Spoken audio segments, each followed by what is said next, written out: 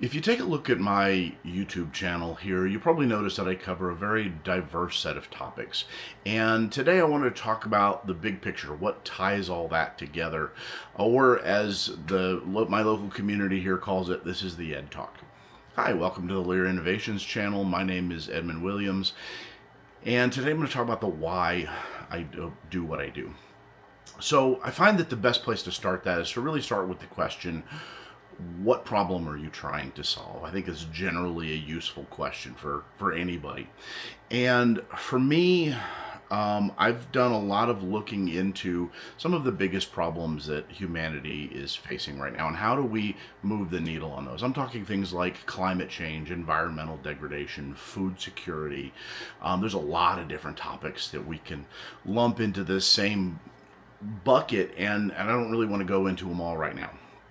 But they all share a core cause, and that core cause can really be boiled down to the statement that the conditions for life on planet Earth are maintained by the living systems and the environments on planet Earth, and that we are currently damaging them faster than they can repair themselves, and we're degrading them to the point where their ability to repair themselves is being reduced.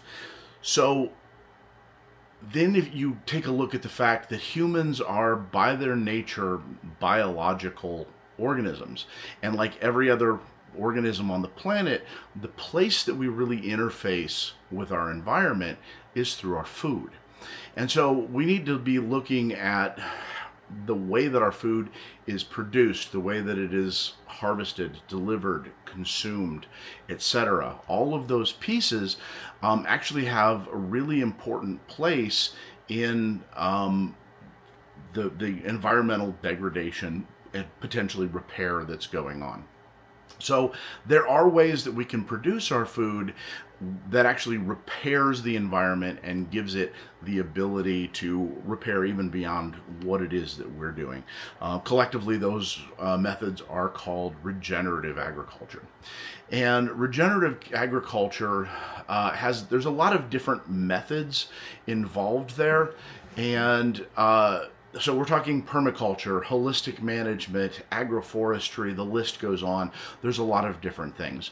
And those things show just absolutely incredible promise in terms of how much benefit that they can do to the environment.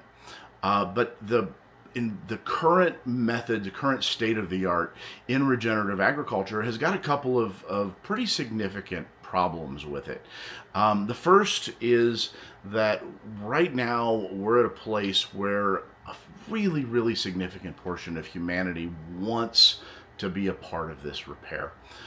But regenerative agriculture, basically, you have to have a large enough ecosystem to be able to make a difference. We're talking typically, I think in a lot of cases you can do it on a dozen acres, 100 acres, but it really works amazing, if you can get somebody really effectively managing 1,000 acres, a square mile, a couple of square miles, something like that. And my hat's off absolutely to the people who are doing that work. But it doesn't. A lot of those methods don't really scale down to the size of an urban or suburban lot. And something like 81% of humanity lives in urbanized areas across the globe. And so if we want to get any chunk of that 81%, we have to figure out how to scale it down. Now, I do want to say that permaculture, food forests, those actually work really, really well in medium to small urbanized lots, but the amount of skill that's required to get there is pretty high. And again, my hat's off to the people who are going to dig in and learn those skills, but it's not practical for most people out there. So we need to find better methods, something that is a more accessible form of regenerative agriculture, something that's going to work in urban areas that a lot of people can opt into and really start making a difference. And that's the niche that a LEHR garden was designed to hit. So let me talk a little bit about what a LEHR garden is. I've got several videos out there that and pictures and everything that'll talk through how that works. But I want to just do a really quick summary right now. So a LEHR garden is a raised bed garden system. The bed is actually up off the ground. There's a foot and a half of space underneath the garden bed that's just empty space. There's a tank that we slide up under there, so that tank holds the water. From a watering standpoint, there's a pump on a timer, turns on a couple times a day, pumps the water out of the tank and takes it to the garden bed. So the garden bed's got a little bit of a tilt on it. It's a flood and drain system. The water pours into a compost bin where we put food waste. The water then picks up the nutrients that are broken down as that food waste compost. It carries the nutrients and the water through the garden bed, through the garden soil, across the plant's roots, and then whatever the plants don't use just drains right back down to the to the tank. In terms of the soil itself, that's really where the magic happens. So a LEHR garden doesn't just have a compost bin where you put food waste. The whole thing is a compost bin. So that's really the core technology behind it. So instead of soil, we put in wood chips with a couple of amendments, and as those wood chips are breaking down, they're feeding the soil microorganisms that are proliferating, and they're gathering the nutrients, they're unlocking the nutrients, they're changing them to the forms that the plants need, and then they're feeding them directly to the plant's roots. So the health of the plants is directly due to those healthy soil organisms. But there's a little bit of a challenge with a LEHR garden. So as those wood chips break down, eventually they shrink, they compact, and the flood and drain system doesn't work very well. The water doesn't flow through as quickly. It starts to stagnate. The whole system goes anaerobic, and the plants start to suffer. That whole process takes about a year. So once that we get to about 9 months to a year, what we want to do is, it's really the only significant maintenance that a LEHR garden needs, is we pull out the soil and we replace it with fresh wood chips, rebuild the whole thing. The soil that comes out, we then dry that out and sift it. And it creates something that we call LEHR soil amplifier. And this is not a compost so much as it is a biostimulant. So a biostimulant is a relatively new class of agriculture, both chemicals and biological amendments. It's a pretty diverse list if you look about up of what are considered biostimulants. And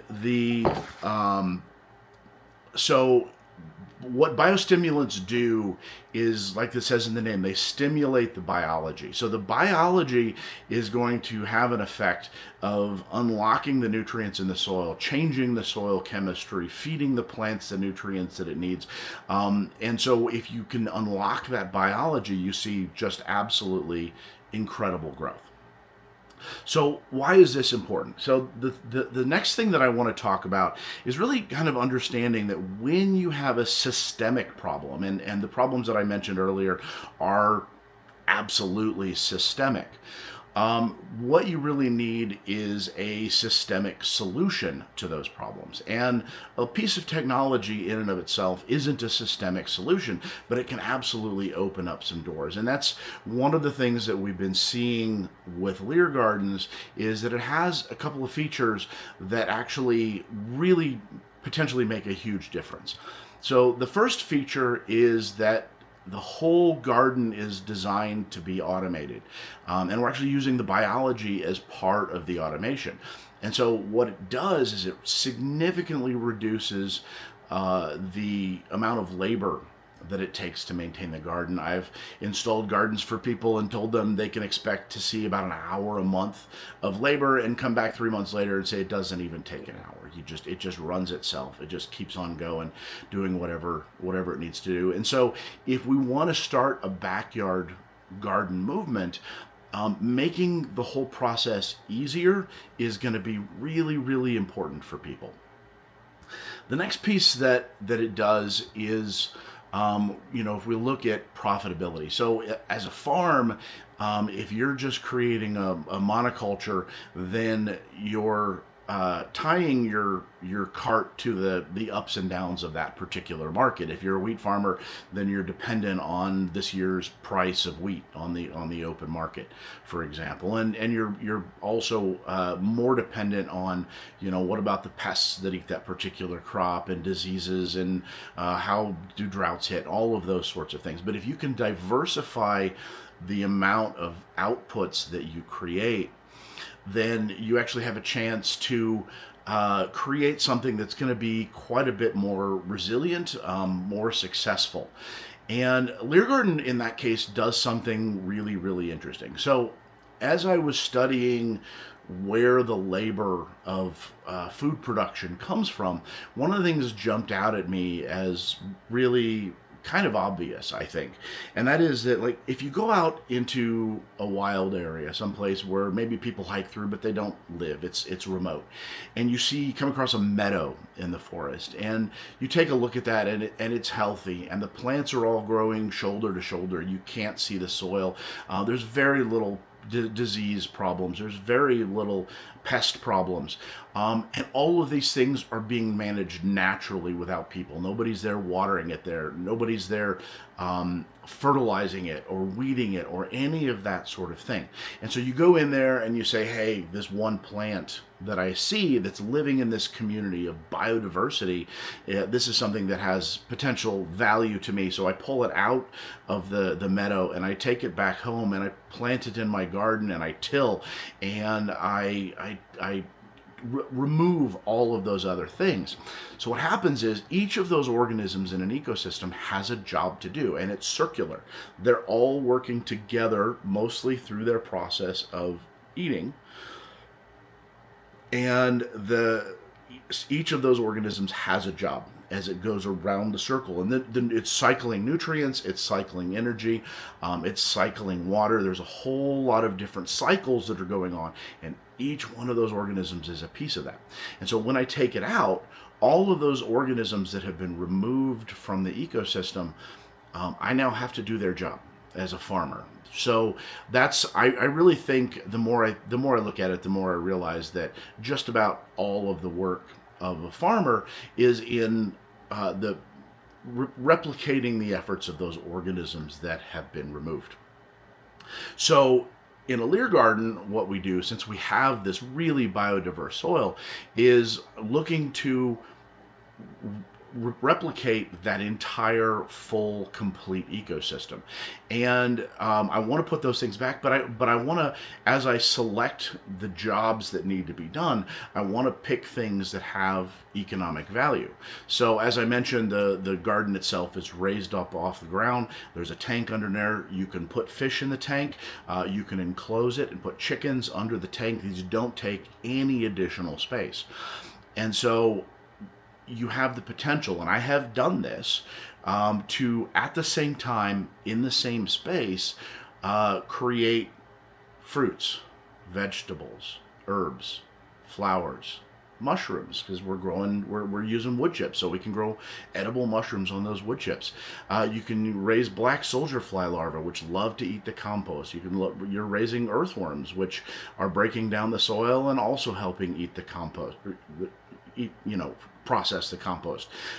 We've got meat in the form of either chicken or eggs, or fish. You've got eggs as an option there, and then of course the soil creation at the end. So you have all of these things, and you don't have to do all of those, but you can do all of them. And by having all that, it actually reduces the total amount of labor that you have to do. It's a really interesting, almost a paradox. But if you have the right markets, then you have all of these diverse outputs. And I wanted to say one of the really big things that makes this LEHR garden viable is specifically the LEHR soil amplifier, that biostimulant that comes out. The LEHR soil amplifier is, because it's so powerful, my recommendation is a gallon will cover about 1,000 square feet of garden space. And if I've looked into similar products, there's nothing like it out there. But in terms of some of the properties that it has, some of the similar properties are going for about $50. for that gallon size. It's about 3.5 pounds. And so as we look at it, let's say that we're only selling it for $30.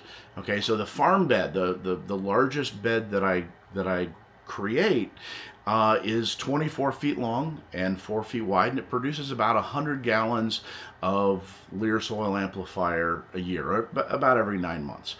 And so if you're only selling it for 30, which is a pretty big bargain right there, then you're looking at about $3,000 a year. And if you've managed to set aside an area that's about 1,000 square feet, you can fit 4 of those in that space. And so you're looking at, say, $12,000 a year in soil that's coming out. And so that can, if you want, as the farmer, the backyard farmer, if you want to harvest that yourself, you can do that. If you want somebody else to come in and do that, there's plenty of value to pay for that, so it's not something that you have to pay for. And we can use some of that additional value that's coming out of that to act as basically a loan. You buy the garden on credit, and then you pay it off in the soil amplifier. And so we have this opportunity to create something where a backyard garden becomes very low risk, because that soil amplifier is going to be, even if you're not very good at gardening, the soil amplifier is still going to be producing itself. And so it's very productive. It's potentially very profitable. And so it's something where we can provide enough incentives to get people to want to opt in. But the next step is where it's really, really important. And this isn't something that I can do all on my own. And that is, we need to start creating a community, an economy, a cooperative around this garden system. So we start to have other people in the community. So, let's say that we have a community space, a hub, where you come in and say, hey, my neighbor Jose has got this amazing garden and I want one too. And we're going to say, okay, I need you to come over here and talk with Alicia, and she'll sit down and work through how we get the garden designed, and how we figure out how we're going to pay for it, and all of the things. And then we're going to send it on to Martin, and he's going to build the garden. And then we have somebody else maintaining it, and then we have somebody else aggregating materials, processing the soil, growing the seed starts. And then I think probably the most important piece of this, and that hub, we can have a market where people will bring their produce and sell them to the market, and then the market then acts as sort of the broker and distributor to get those products where you need. And that's where it starts. If the individual farmer doesn't have to do their own marketing, that's where it starts to get really, really interesting. And you start having this urban farming revolution. And then you start to see the benefits. As we get enough of these gardens online, we're starting to see air quality as we increase the leaf area. We're starting to see improvements in the local biodiversity, because the organism, because you're not spraying anything, the organisms are going to come in. The birds, the hummingbirds, lizards are all going to come and be more common around these gardens. I've already seen that. We're going to start seeing the water use. I mean, it's a very water efficient system. And if we just connect it up on rainwater harvesting, that starts to get really, really easy. I had a garden a couple years ago that I set up on rainwater harvesting, 6 garden beds that were each 3 by 8. And with my rainwater harvesting and the water that was coming off of the roof, I was I went 9 months without a single drop of tap water in Phoenix, Arizona. So there's a lot of potential that comes out of this, but there's a lot of work that needs to be done, and there's a lot of education that needs to happen. So I'm going to keep putting out these videos. Like, subscribe. I would love to hear more from you guys, and share them, and let's continue the conversation.